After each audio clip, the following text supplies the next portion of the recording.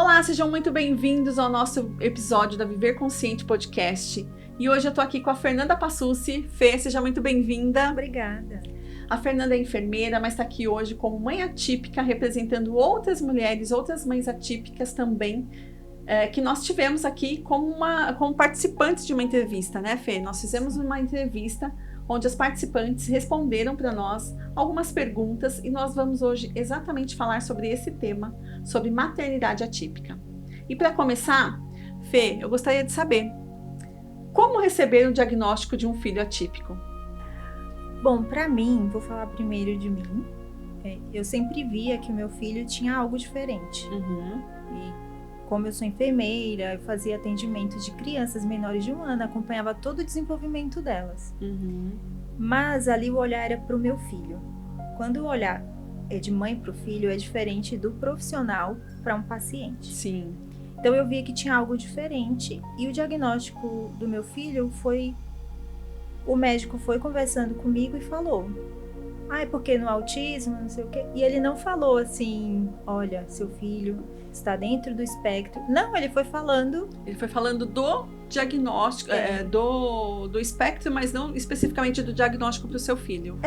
Foi falando assim. Então, eu falei, peraí, então ele é autista? Né? Eu pensei, será que é assim que é a abordagem? Né? Mas, naquele momento, para mim, foi algo que me mostrou um caminho. Porque eu falei, bom, eu tenho um caminho agora para seguir, algo para encaminhar meu filho. Tem um direcionamento, né? É o que eu sempre falo, o diagnóstico, ele deve ser visto como uma oportunidade de direcionar. Isso. Né? Porque o que uma mãe quer? Quer que o filho se desenvolva. Sim. E a partir do momento que a gente escuta seu filho está dentro do espectro autista, o que a gente pensa? Será que ele vai conseguir se desenvolver, ser uma pessoa independente no futuro? Então, essa é a principal dúvida das mães que são atípicas, né? Não só dentro do espectro, mas dentro das outras condições que hoje estão sendo mais abordadas. Então, é mais direcionada ao futuro daquela criança. Sim. Quem vai ser aquela criança? Eu aqui hoje assumo 2 lugares, né? De entrevistadora, mas também de mãe atípica. E realmente a gente tem medo de um futuro, de entender como será o futuro dessa criança, não é?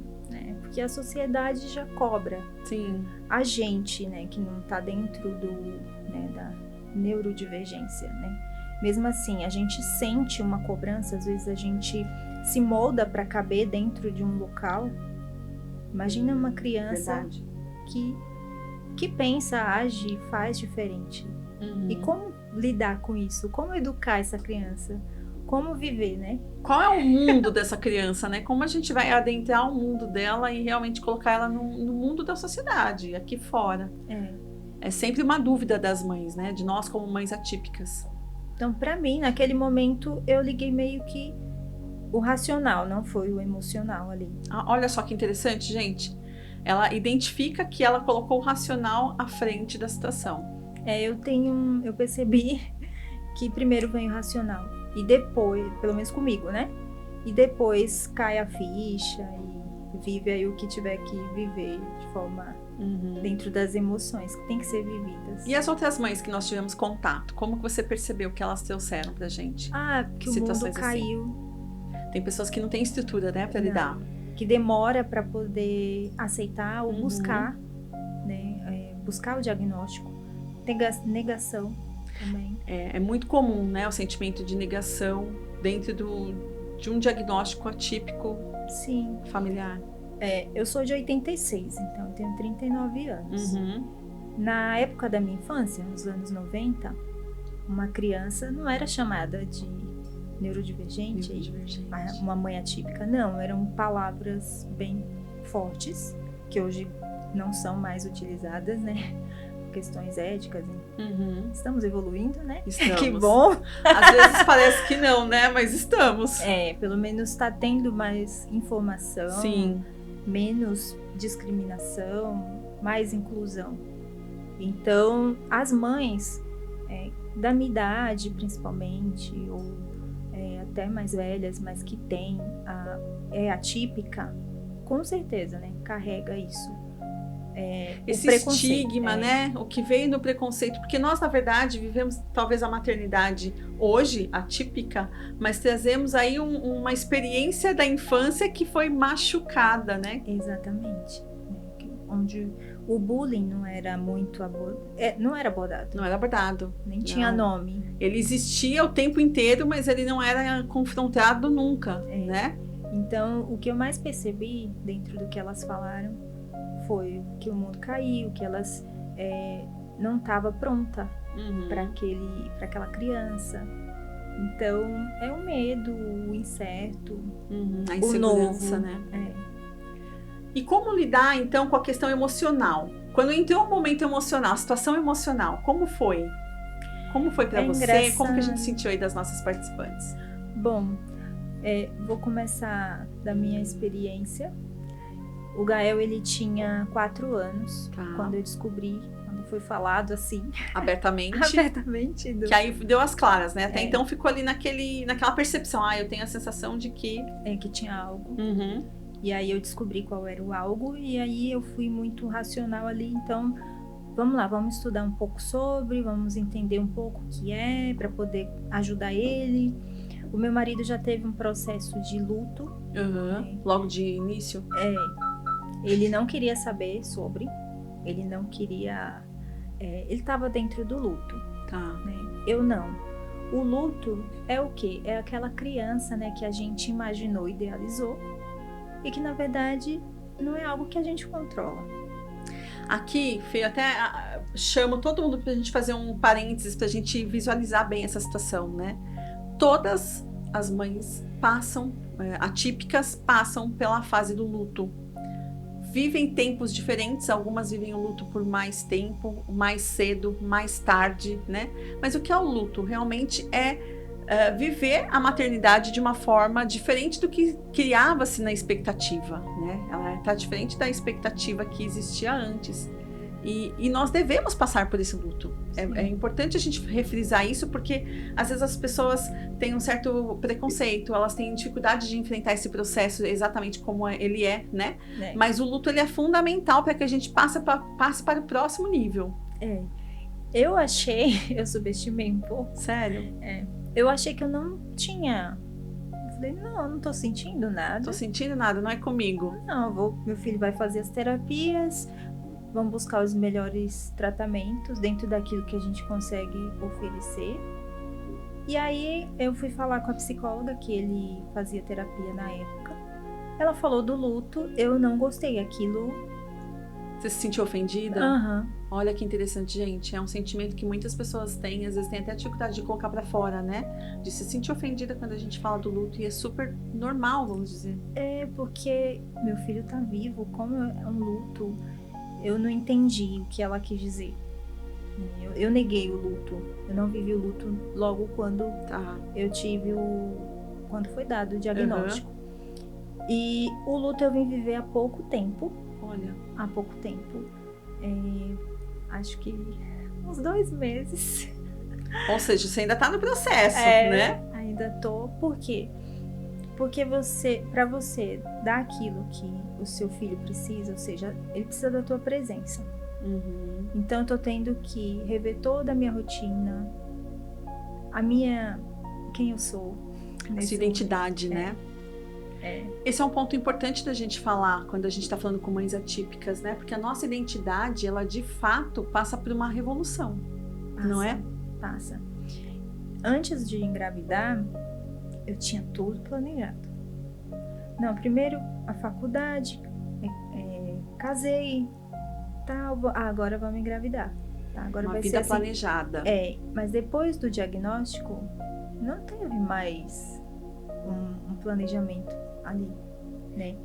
E mesmo assim eu fui carregando tudo isso por alguns anos. E agora que eu me coloquei nesse lugar de olhar, que é importante viver, né? Você chorar, você se sentir triste, você falar, porque viver todos os sentimentos. Sim. Você pode, e é importante, para que dali você se restabeleça. Não tem como não olhar. É importante justamente para você se posicionar num outro em outro lugar, né? Porque os nossos filhos precisarão das mães correspondendo às necessidades deles, e nós precisamos talvez estar em outros lugares para isso. Sim, né? Mas tem mães que no momento já vive todas as emoções, né? E acaba excluindo o filho de viver, de estar presente na sociedade mesmo, de querer proteger. Às vezes a proteção vira um excesso, né? Então, essa proteção acaba impedindo o desenvolvimento do filho, acaba criando um isolamento. E isso não é bom para nenhuma criança, ainda mais uma criança atípica. Então, tem mães, dentro daquilo que eu vi, que já vivem as emoções ali naquele momento. Logo que recebe o diagnóstico, já se entrega por completo no processo. Isso. O luto vai vir. Vai vir, gente. Mais cedo ou mais tarde o luto vai vir. É importante que venha para você viver e dali você conseguir. Até mesmo é bom para o filho, principalmente. Sim, com certeza. Porque o filho sabe, né, de alguma forma, ele percebe, ele sente o ambiente e ele sabe quando essa mãe está inteira ou não. Né? Só o fato de eu ter vivido luto, de eu ter olhado para isso, meu filho, ele desenvolveu mais, assim, em pouco tempo. Olha que interessante. Ele tá mais independente, ele busca a independência dele. Né? Então, a mãe é fundamental no desenvolvimento. E o pai, cada um com seu papel. Sim, cada um com seu papel. Eu acho bacana a gente falar sobre isso, Fê, porque eu vivo a maternidade atípica, mas a minha maternidade atípica, ela foi um pouco na contramão do que eu vejo a maioria, né? Porque eu tive uma gestação muito complicada. Então, realmente, a Liana, para nós, ela foi um grande milagre. Então, receber a Liana, a gente já esperava que algo acontecesse, né? Porque foi uma gestação completamente complicada. E aí, quando nós chegamos ao diagnóstico, claro que nós já tínhamos essa percepção, né? Demorou para nascer, teve muito sofrimento fetal, teve muitas complicações logo no nascimento. Então, nós já esperávamos que algo poderia acontecer. E quando nós recebemos, também não deixou de ser chocante. Naquele momento, nós precisamos daquele momento do choro, né? A gente chorou bastante, olha, realmente identificamos o diagnóstico e tal, né? Teve aqui a confirmação da paralisia, mas vamos chorar tudo que a gente tem que chorar, o tempo que a gente precisar para nós, mas vamos nos reerguer para ela, né? E aí o luto, acho que ele foi um pouco disseminado nesse processo, porque quase que eu a perdi na gestação, então ufa, que bom que ela está aqui, né? Mas a gente sempre teve aquele respiro do ufa, que bom, né? Então o ufa, que bom sempre nos sustentou. Sim. E aí a gente já entrou num diagnóstico, já era esperado esse diagnóstico. Então acho que ele foi um pouquinho diferente da maioria dos diagnósticos que a gente vê as mães atípicas vivenciando. Tenho também uma amiga que é assim como o seu, por exemplo, né? Você teve todo um processo aí de ufa. Ufa. Né? Superei alguma... A gente sempre tinha uma superação, sabe? Ai, superei algo. No caso dela, se eu não me engano, foi até os 12... Nasceu a criança, tudo, acho que até os 2 anos. Falava de tudo, fazia tudo. E aí depois que começou a ter aquela regressão lá, que fala, tem um nome técnico que eu não vou lembrar agora, em relação ao TEA, né, ao espectro. Então ela viveu um luto, ela entrou em depressão, porque estava tudo fluindo dentro do esperado. Então ela também viveu um luto e um processo mesmo de adoecimento depois. E também, né, Fê, existem diversos casos. Por exemplo, as crianças que passam a ter maiores necessidades depois de um acidente ou de alguma situação em especial que acontece. Então a gente nunca tem o controle de tudo. A gente não sabe o que acontece, o que pode acontecer, o que acontecerá. Mas a força da mãe, né, de ver uma necessidade atípica, de ver uma necessidade diferente do que é esperado dentro do desenvolvimento normal da criança, sempre é algo que a gente precisa dar um pouco mais de atenção, né, colocar um pouco mais de um holofote ali, uma luz, para aprender com essas mulheres. Sim. E hoje a gente tem muito mais acesso à informação. Hoje nós temos mesmo. Muito mais acesso. E isso dá não sei se a palavra é autonomia, mas dá muita força pra gente praticar em casa, né? Para que a criança desenvolva. Avó, o vô. Hoje eles têm acesso à internet, eles usam o Instagram, eles usam redes sociais. E aí eles falam, né? Pelo menos o avô, a avó do Gael. Eu vi que isso aqui, ó, por que ele faz isso? Por que ele se sente assim? Então tem uma comunicação, né, com a família. A informação hoje em dia está muito mais ampla para a gente poder ter esse desenvolvimento, né? Sim, é muito importante.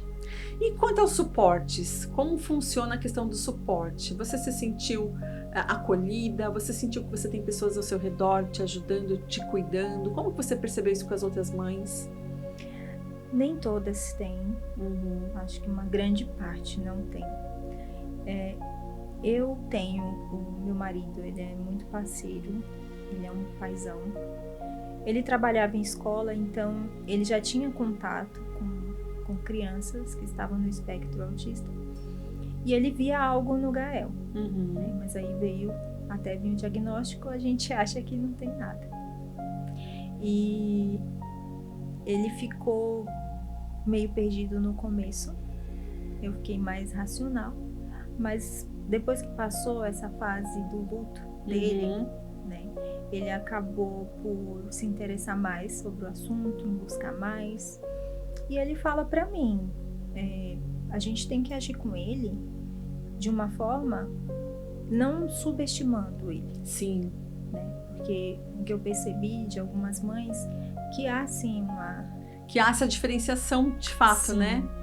Então vem uma maior proteção, não por causa dessa condição dele, ele pode passar por isso e você acaba impedindo que ele se desenvolva, que ele cresça e viva também as frustrações, que são importantes. Exato. A frustração para as crianças é muito importante que a gente deixe-as viver, né? Eu vou aproveitar e deixar aqui com vocês o link de um vídeo que eu fiz a respeito de luto. Clica aqui depois, vai lá assistir sobre luto, porque tá fantástico os passos, toda a etapa, todas as fases do luto a gente comenta nesse vídeo e de fato faz parte a gente aprender a lidar com o luto e aqui a gente tá falando também desse momento. E se você tá gostando, já aproveita, curte, compartilha, comenta aqui o que você tá achando. Eu tenho certeza que tem sempre alguém perto de você que vai ser beneficiado com essas palavras, então já manda para ela esse vídeo para que realmente ajude outras pessoas, que a nossa ideia aqui é realmente trazer educação emocional. Ô Fê, e comenta comigo, você estava falando a respeito das outras famílias também, nessa questão do suporte, que nem todas têm, né? Eu também tenho bastante suporte. Uma das coisas que eu fiz e faço é trabalhar muito a minha rede de contato, minha rede de suporte, de rede de apoio, né? Então, os meus contatos, eles se tornam em algum momento rede de apoio. Eu muito trabalho bom. Muito isso, porque de fato a gente precisa, em algum momento a gente precisa, né? Que seja algo pontual ou não. Como que você viu isso com outras pessoas? É que muitas mulheres geralmente têm separação, né? Acaba tendo o casamento comprometido, então acaba recebendo mais apoio da mãe. Você sabe que esse é um dos grandes assuntos que trazem a divórcios, né? Quando a relação não suporta condições especiais com os filhos, diferentes com os filhos, seja numa neurodivergência ou não. Então, os filhos realmente é um grande ponto importante nos divórcios. Muitos casamentos e relacionamentos não se sustentam. Sim, tem muitas mulheres que têm que parar de trabalhar, aí recebe alguma bolsa, alguma coisa, né? Elas não conseguem se cuidar, né? O autocuidado fica em último lugar. E é uma das coisas que eu gosto muito de trabalhar aqui, porque o autocuidado é uma das situações que vai fazer com que você tenha força para lidar com outras, né? Sim. E quando a gente se cuida, a gente está cuidando do nosso filho. Esse é um ponto importante. Vamos repetir isso. Quando a gente se cuida, a gente está cuidando dos nossos filhos, né? Primeiro que nós somos a força que eles têm por perto. Segundo que nós, estando bem, levamos o bem para eles também, né? Sim.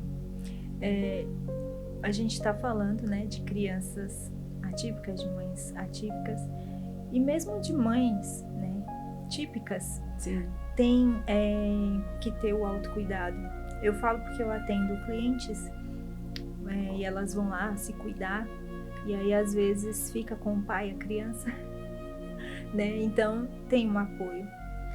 E claro que dentro do que a gente está falando Tem pais, sim, que dão o apoio, tem a família, mas tem essa parte aí, que geralmente são mães, que ficam mais sozinhas mesmo, tendo que carregar tudo, né? Tudo, todos... Fica a casa, os filhos, né, a maternidade, às vezes a responsabilidade financeira também, toda a condição atípica que vem junto com a criança, das terapias, do suporte da medicação, dos médicos, né? Sim, desgaste emocional desgaste da mãe, emocional, que vai refletir na criança e fica, né, que ele vai e vem. E quando a gente fala sobre ressignificar, é uma palavra que é muito comum a gente escutar, né? Precisa ressignificar. Quais foram os desafios que você já viu e você já enfrentou nesse processo? Bom, hoje eu acho que eu encaro mais. Acho que eu ressignificava mais antes. Mas eu usava isso como meio de esconder realmente aquilo que estava acontecendo, que estava ali e eu não queria ver, né? Que era a situação. Tem pessoas que falam assim, você recebeu uma criança especial porque você é especial. É muito comum a gente escutar isso, né? E eu falei, bom, se eu sou especial, como age uma pessoa especial? O que eu ganho com isso? O que eu perco? Como que eu devo me portar sendo especial? É como se, já que você é mãe atípica, tem que ter alguma coisa assim pra te colocar num lugar melhor. Então, é algo que eu fiquei um pouco aceitável. Como se fosse balancear algo, né? E depois eu passei a olhar diferente. Falei, não, vamos ver a realidade. Não tem nada de especial nisso. É desafiador. É desafiador, não dá pra romantizar. Não dá pra romantizar. Não é gostoso. Não é gostoso. Ser mãe é uma coisa, né? Viver as dificuldades, todo mundo tem as suas, só que as minhas são diferentes. A educação, o jeito que eu vou educar o meu filho é diferente da educação que eu recebi, que a minha mãe me educou. O jeito que eu falo com o Gael, ele tem um jeito para ele entender. Às vezes, eu tenho que falar de várias formas, a mesma coisa, só que de várias formas, para ele me dar a resposta que eu preciso. Então, tem sim todas... Tem todos os ajustes específicos, né, da situação. O que eu tive que, não sei se cabe ressignificar, mas eu tive que ver o que é prioridade para mim. Sempre prioridade para mim era o trabalho. Tal, desde criança, porque como eu tive uma infância que eu passei por algumas coisas, eu falei, não, eu vou estudar, vou chegar onde eu quero, vou ter o salário que eu quero. Aí eu consegui. Chegou lá? Cheguei. Quando eu cheguei, eu adoeci, né? Eu tive a síndrome de burnout. E eu falei, mas isso? Não tô feliz. Não tô feliz, eu cheguei, não tô feliz. Então, a síndrome de burnout foi boa, sim, porque ela me parou. Falou, olha, é isso que você quer, a hora de mudar é agora. Foi algo bom. É engraçado falar, né? Sim, mas te trouxe lucidez de algumas coisas. Porque a prioridade pra mim hoje, eu entendo, é a minha família. É o meu marido, meu filho, que é quem eu tenho que estar ali presente. O resto, ele vai fluir, né? E quando eu estava trabalhando e me dedicando mais ao trabalho e menos à minha família, eu adoeci. Exato. Não é não estar no trabalho, mas é saber como estar, né? Eu vivi isso também, eu vivi esse processo. Quando a Liana tinha 7 meses, que eu olhei toda aquela situação, eu falei, espera, não é assim, não é nesse ritmo que a gente vai andar. A gente precisa reposicionar algumas coisas aqui. E esse é um passo muito... de uma mudança de conduta muito grande dentro da família. E que muitas pessoas têm dificuldade de identificar, de perceber e de decidir fazer, né? Sim. Então hoje eu tive que, bom, já que a minha prioridade é a minha família e meu filho, o meu trabalho, ele vai ter que caber assim, dentro do que eu posso, dentro do que eu quero, que é estar presente, estar mais presente para ele. Porque essa presença, ele tá com 8 anos, vai fazer 9 agora em março. Então, é um tempo que não vai voltar, né? E aí eu vou estar ali fazendo o meu papel, sem culpa, porque eu sentia muita culpa de estar longe, eu ficava muito tempo longe. Mãe já sente muita culpa, né, Fê? Mãe sente culpa, se ela piscar, ela sente culpa. Se ela não souber lidar com esse sentimento de culpa, ela carrega como se fosse uma mochila. Exato, e eu trabalhava muito longe, né? Na época onde eu trabalhava, eu pegava 5 ônibus para ir, 5 para voltar. Uau! Morando em Mauá e trabalhando em Cidade Tiradentes. Eu não dirigia na época, mas aí eu fui, tirei carta, peguei um carro, falei, vamos usar esse carro aí, vamos encarar a Raguébia. Vamos andar. Vamos. E aí passei por um estresse muito grande. A mulher, quando passa, o estresse na mulher, ele é muito mais pesado, reflete muito mais em queda de cabelo. Abrange muitas áreas, né? Queda de cabelo, perda de colágeno, afeta a autoestima. No meu caso, eu emagreço. Então, as roupas eu ia perdendo, eu ia sumindo, o cabelo batia na cintura, foi indo embora. Então, foi tudo muito estressante e aquilo não me trazia felicidade e ainda mais estar longe do meu filho. Ficava o dia todo na escola, então era bem... E aí, quando a gente assume esse novo papel, a gente assume outros lugares também, né? Sim. É aquela rotina de terapia, aquela rotina de acompanhamento, de enxergar mais de perto todo o processo do que está acontecendo com a criança. E que muitas mulheres têm dificuldade também de aceitar esse momento, não é? Tem gente que não consegue vivenciar esse dia a dia. Não, você tem que mudar a partir daquele diagnóstico. Você não está preparada para aquilo. E a vida os dias vão passando e você vai se adaptando de acordo com ele. Percebem, gente, que a gente está falando sobre mentalidade das mães, no sentido de clarear o quanto as mudanças elas são muito necessárias e naturais para que os processos se ajustem dentro de casa, com a família, com o filho, com as necessidades. Mas a mulher tem esse lugar, né, de olhar, de ceder, de mudar, né?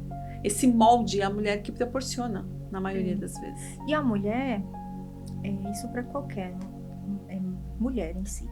Você tem a gestão do lar, você tem, para quem é casada, o seu papel de esposa, né? Tem de mãe, com o seu filho, tem também o de filha, sim, tem também o de nora. Então você tem que gerir todos esses papéis. São muitas trocas sociais. Só que às vezes a sua mãe, a sua sogra, a sua irmã, as pessoas ao redor dos seus parentes não tiveram vivência atípica, então todos eles estão aprendendo ali, sim, junto com a gente, né? É uma troca, mas só o pai e a mãe que tá ali presente o tempo inteiro, que tem noção mesmo do que é. E na verdade, né, Fê, além de ter noção de acompanhar, de saber de todo o processo, a gente muitas vezes já viveu o luto e você encara a situação como ali ela é, né? Porque é muito comum, eu vivencio isso dentro da minha realidade familiar. As pessoas, elas criam a expectativa, né, de que de uma semana para outra ela vai ter tido uma melhora exponencial, de que ela esteja mais próxima das crianças da mesma idade dela, com o perfil, com a faixa e a fase de desenvolvimento, né?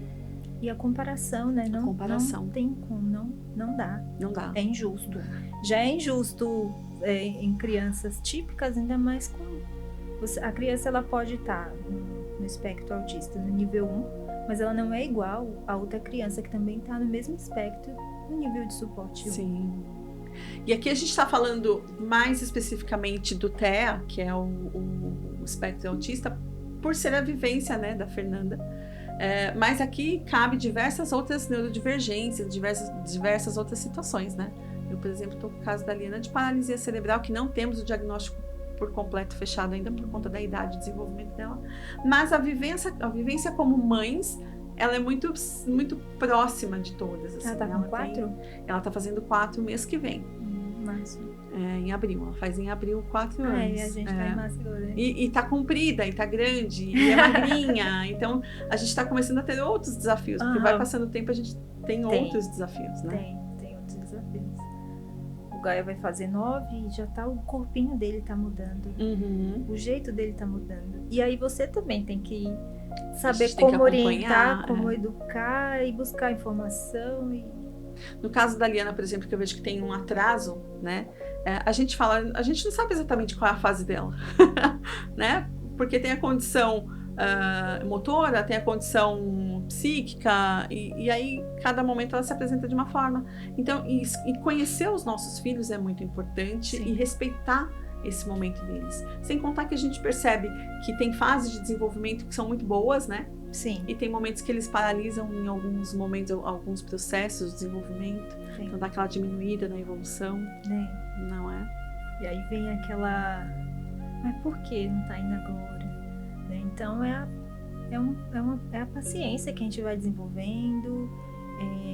A gente não tem como controlar. Tem como ajudar, como apoiar, levar nas terapias, tudo, mas você não tem além disso. Então é o seu acolhimento, o seu amor. E como mães, é muito comum a gente encontrar mães que não aceitam não ter o controle da situação, né? Uhum.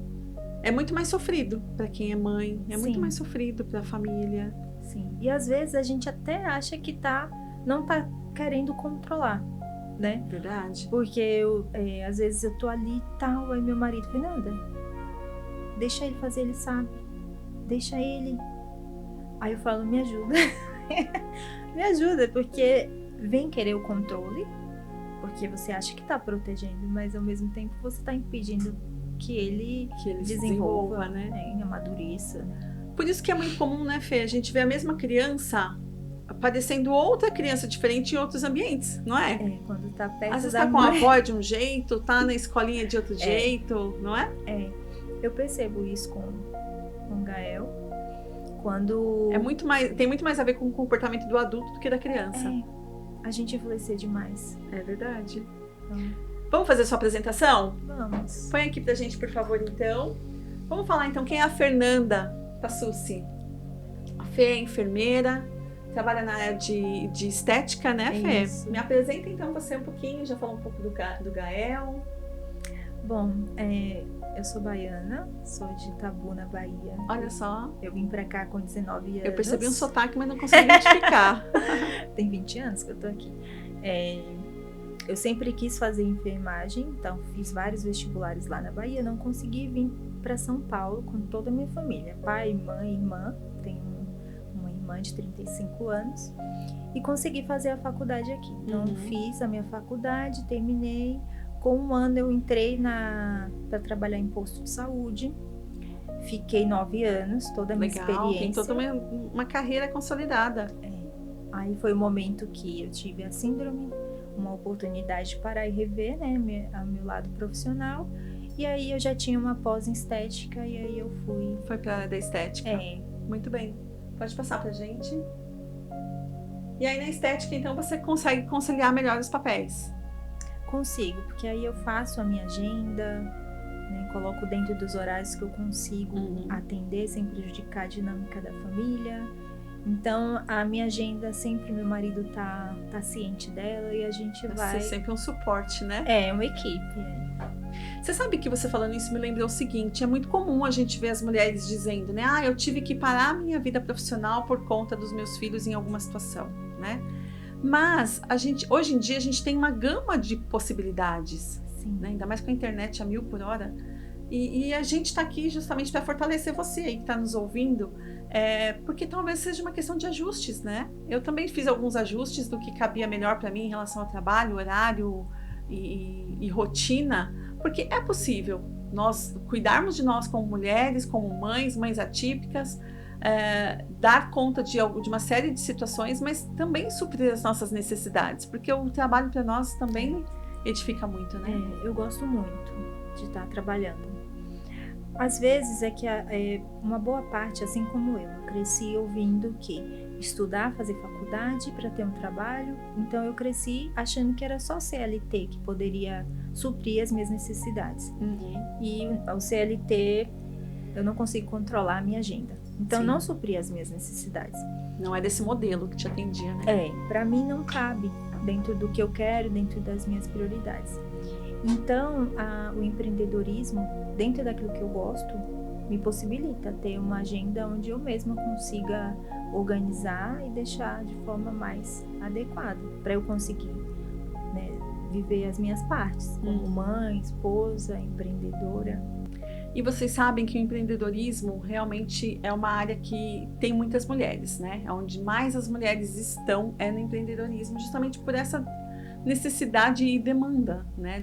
De não ser uma prioridade o trabalho, mas ser uma necessidade. E eu falo que a necessidade não é nem só financeira, é o pessoal mesmo. Sim. De estar, né, fazendo outras coisas, de gostar do que faz, de estar com outras pessoas. Eu atendo muito à noite. Olha porque, que legal. Elas saem do trabalho e aí elas falam, Fê, consegue me atender tal hora? Tal? Então à noite já é mais tranquilo para mim, porque meu marido já tá em casa. Então ele já consegue olhar o Gael e eu consigo atender. E aos sábados também que ele não tá, ou seja, a gente vai se adequando, é uma equipe em casa também, né? E quanto mais a gente estiver presente e apoiando o Gael no desenvolvimento dele, mais independente ele vai ficar e mais independente também a gente vai conseguir ficar para fazer as coisas que a gente ainda não consegue fazer. E é interessante porque você falando me lembra, né? Quando a mãe vê o filho em desenvolvimento, isso fortalece ambas as partes. Ela se sente mais segura também e automaticamente ela dá mais condições para a criança, né? Então, a importância das mães cuidarem das suas prioridades, das suas vontades, de cada uma de si. Sim, senão vira um vazio. E uma cobrança, né? O peso da criança. E que jamais né, o pai e a mãe, o que dá pro filho, não tem como receber. É só ida. Só vai, né? Honrar o pai e a mãe é ele viver a vida da melhor forma possível para ele, não para mim, né? E é isso que a gente está aprendendo com o Gael. Legal. Aqui a gente tem algumas fotos, ó, aqui, ó, o Gael, o maridão. Isso. A Fê aqui no trabalho. Quais são suas redes sociais, Fê? Deixa pra gente. Tem o Instagram. Nesse momento só o Instagram, por enquanto. Ótimo. Fernanda.passucci. Isso. Ótimo. E aí, pra gente fechar, então, eu gostaria que a gente falasse um pouco dessa questão, né? De como você percebeu esse relato das mães com a gente, das pesquisas que nós fizemos, que nós perguntamos sobre a questão do sentimento, de como foi a questão dos diagnósticos, da rede de apoio, de como elas se posicionaram. Olha, eu percebi que a maioria tem muito medo do futuro e dos preconceitos que aquela criança pode viver. Só que a gente também passa daquilo que a gente tem nas nossas memórias. Nem sempre o que o nosso filho vai enxergar, vai viver, vai sentir da mesma forma.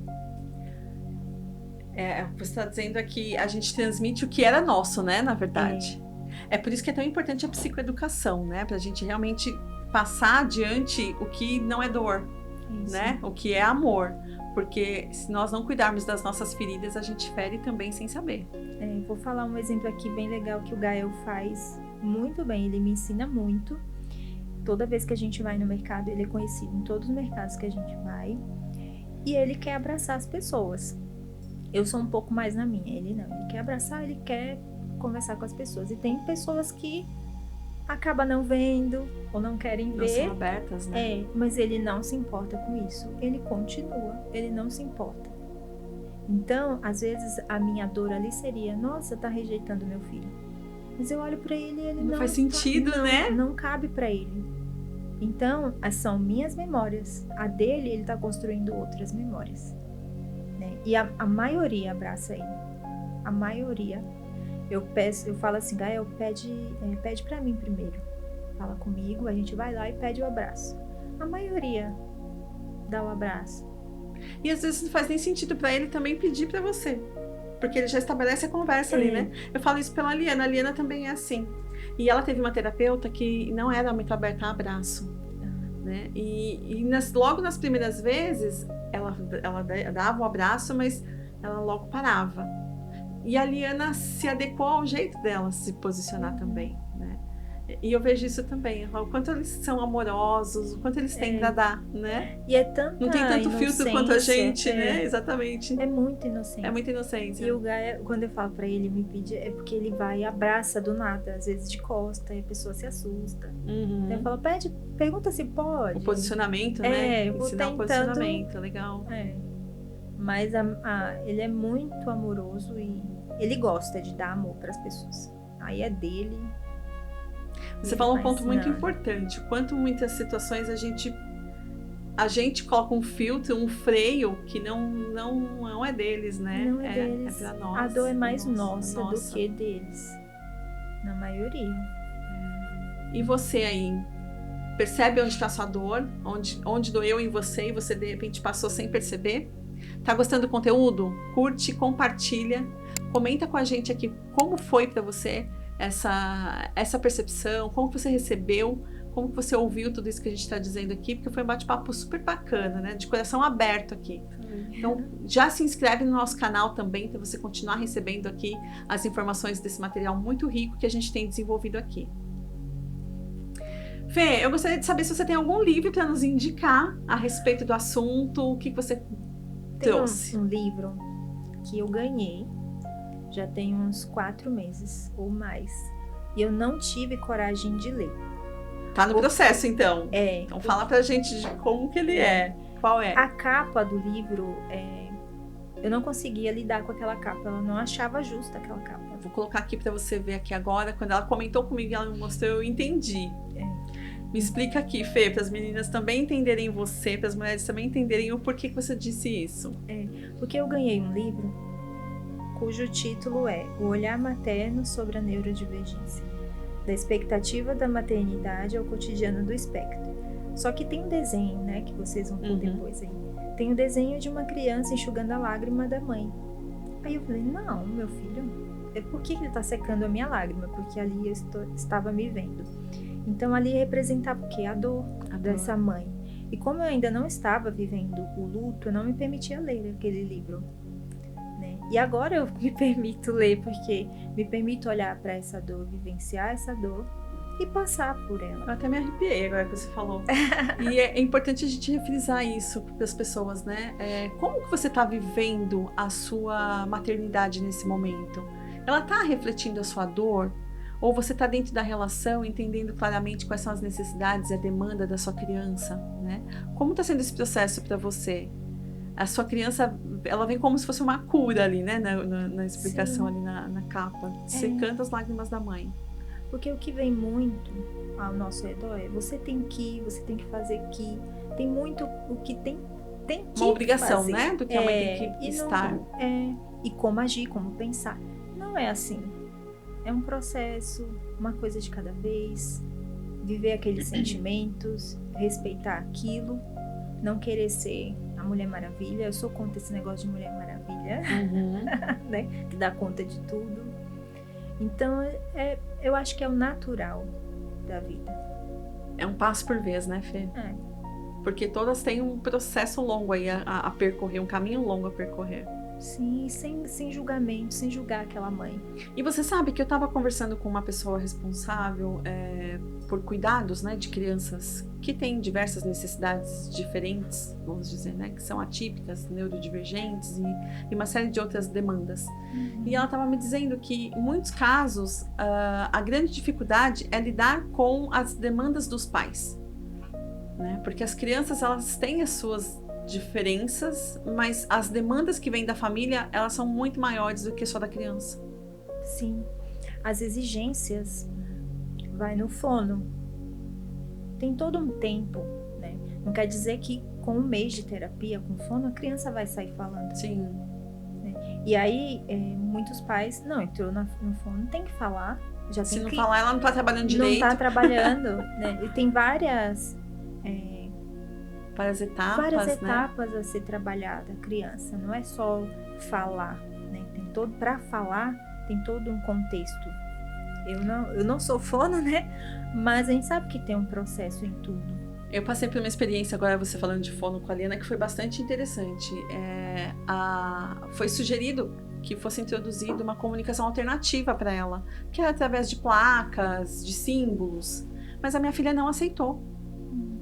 Né? E ela tentou por algumas vezes introduzir e ela não aceitou. E aí tem essa situação também. Às vezes o posicionamento da criança, ele atrapalha na situação do que está proposto pelo profissional, não no sentido de atrapalhar o percurso, não, mas de que tem que virar, a rota tem que ser para outro lugar, porque a demanda é outra. E isso em todas as terapias, né? Criança, né? Exato. A criança não dá para ser algo... Não é previsível totalmente, né? Você tem que ir tentando até encontrar. Não, aqui dá pra ir, aqui a gente vai desenvolver. Muito bem. É assim que eu acredito. E pra gente finalizar, você quer deixar alguma mensagem, uma frase, algo que tenha te tocado, que você quer transmitir pra gente aqui? Eu vou dar um exemplo de algo que o Gael me ensina. Toda vez que a gente sai, ele precisa qual é a palavra? Buscar aquele equilíbrio, tem uma palavra. Se regular? Se regular. Ele deita no chão. Ele pede, mamãe, posso deitar no chão? Aí eu dou uma avaliada assim, vai filho. Gente, ali ele tá se regulando. O que eu vou me importar? O meu filho está melhorando ou porque a roupa sujou? Ou porque as pessoas ali ao redor vai estar olhando? O que é mais importante para você? Uma criança... O julgamento, né? Isso, o julgamento. Não tem pessoas que vai roer a unha, que vai ter uma crise de ansiedade, ela vai para dentro do banheiro se esconder. Cada um tem uma maneira de lidar com aquilo. Então, assim, quando o Gael pede para deitar, eu sei que é para se regular. Eu falo que se dane a roupa. Depois a roupa a gente lava. Né? A prioridade ali é o meu filho, independente do julgamento das pessoas. Então, a mãe atípica, ela tem que pensar de forma atípica. Muito bom seu posicionamento. A mãe atípica tem que pensar de forma atípica. Muito bom seu exemplo. Fê, adorei nosso bate-papo. O tempo passou que eu não vi. Aliás, sempre passa que eu não vejo, né? Que voa o tempo de tanta conversa boa que a gente tem. E eu gostaria de agradecer muito a sua presença, de estar aqui com a gente, de se permitir estar com a gente, né? E tá vivendo um luto, né, gente? Olha que bacana, ela tá no meio do processo e está aqui com a gente, trazendo essa lucidez aí, ampliando a nossa psicoeducação. Então eu quero te agradecer muito, obrigada por você ter vindo, vai levar nossa caneca aqui do Eu Fui para casa. Obrigada. E muito obrigada por estar aqui. Esteja sempre aberta na Viver Consciente para que a gente possa caminhar juntas. Eu agradeço a oportunidade, me sinto muito honrada. E quando quiser que eu volte, é só chamar. Vai voltar. Gostaram do nosso bate-papo? Então, olha, comenta aqui pra mim o que você achou, como você vivenciou essas conversas aqui com você, como foi pra você, como bateu aí no seu coração. E já se inscreve no nosso canal. Espero que em breve a gente traga muitas outras novidades e que você esteja cada vez mais aqui comigo. Um abraço, até mais. Tchau, tchau.